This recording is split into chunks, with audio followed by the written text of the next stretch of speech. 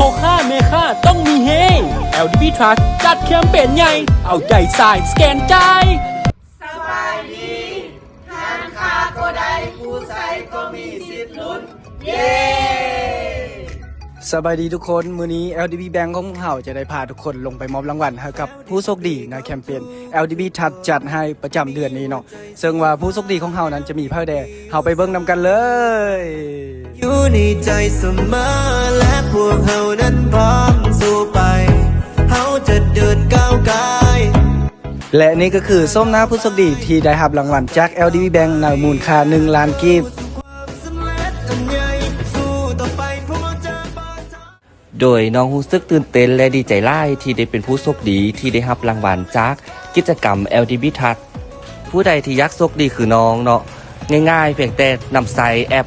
จากธนาคารพัฒนาลาวง่ายๆสะดวกและว่องไวและอีกอย่างหนึ่งสิ่งที่น้องประทับใจหลายก็คือการบริการที่ดีและการโอนเงินบ่ว่าจะยอดใดโดยบ่เสียค่าธรรมเนียมเลยง่ายๆเพียงเท่านี้ทุกท่านก็สามารถลุ้นรับโชครับรางวัลไปพร้อมๆกันได้ขอบใจ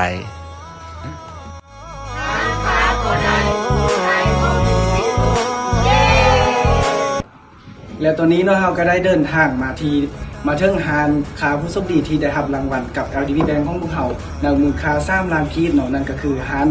ซันลูกคาเฟ่ของเราเองเนาะจันและพัฒนาเล่าสีบุญเฮืองในเมืองสีวิไลโดยสบายดีเนาะก่อนอื่นเนาะอยากให้แนะนำตัวเลยซื้อยังมาแต่ใส่โดยซื้อติ๊กเด้อเป็นเจ้าของร้านซันลูคาเฟ่เจ้าเนาะมีความรู้สึกในด้านเนาะที่ว่าได้เป็นผู้โชคดีได้รับรางวัลจาก LDB Bank ของพวกเราในมื้อนี้จ้ะรู้สึกดีใจหลายเนาะก็บ่คิดว่าสิได้นำเพิ่นเห็นอันหลายหานเนาะที่ได้รับรางวัลเนี่ยเฮาก็คิดว่ามื้อนึงเฮาก็ต้องได้คือกัน